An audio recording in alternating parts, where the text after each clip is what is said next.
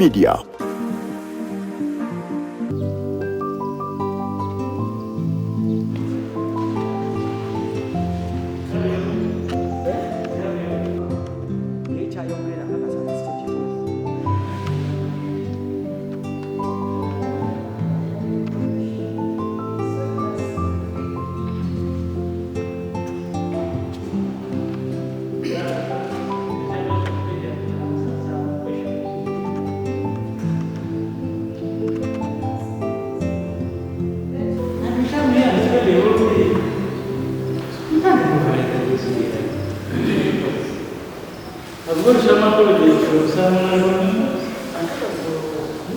The executive, none of them is here.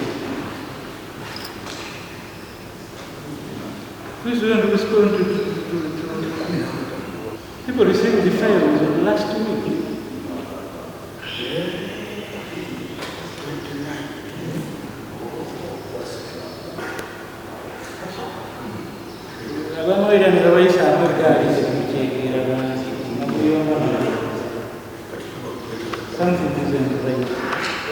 We don't have quorum.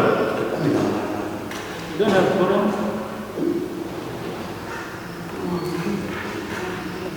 We don't have quorum. Tunawanya mungkali president.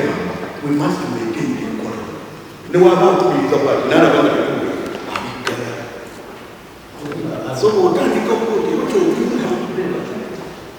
abamu balwadde, abamu balwazizza. Amazima kiri nti okulwala n'okulwaza toyinza kukyewala, naye gye kigwerera kikosa emirimu gy'abakansala ne kanso n'okukiikirira abantu b'ebitundu byabwe baba tebakiikiriddwa ku lunaku olwo. Omukaaga gwe njogerako bampandikidde mu butongole nti bajja kusobola kubaawo olw'ensonga ez'enjawulo baatutegeezezza.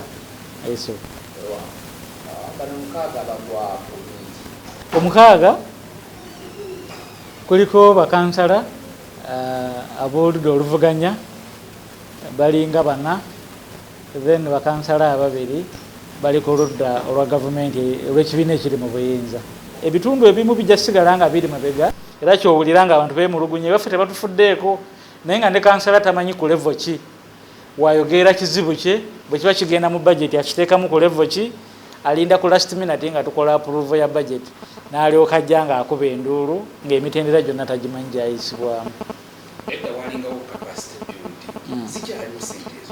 Capacity building weeziri era bakansala nga bayingira wano mu kanso mu 2021 abafaayo okumanya batrainingibwako n'omwaka guno financial year ewedde era waliwo bakansala batrainingibwako, naye abamu ndowooza tebafaayo kumanya nakulaba bintu bino engeri gye bitambulamu. Tezimala. Ennaku zino sente tuli bakansala 31 bw'ojjako abasatu abaafuna emirimu mu gavumenti, wesanga mu budget mulimu miliyoni 6 zokka ze zirina okutrainingibwako bakansala.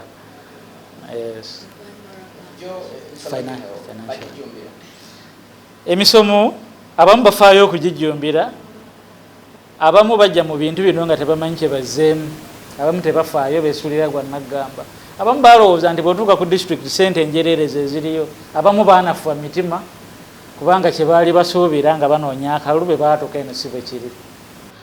Ku bakansala asatu, bakansala abasatu baasala eddiiro ne bafuna emirimu mu gavumenti, omuli kansala w'ekitimbwa omwami Kabugo Robert ne kansala omwami ow'e Kayonza Kayiza Edward awamu ne kansala w'abavubuka abawala ku district ate nga deputy speaker Babire Nakimera naye yafuna omulimu n'aresigninga ku bwa kansala. So tukubiza electoral commission bwe kiba kisoboka eteeketeeke akalulu abakulembeze abo basobole okuba nga baddawo n'ebitundu ebisigale nga bikiikirira.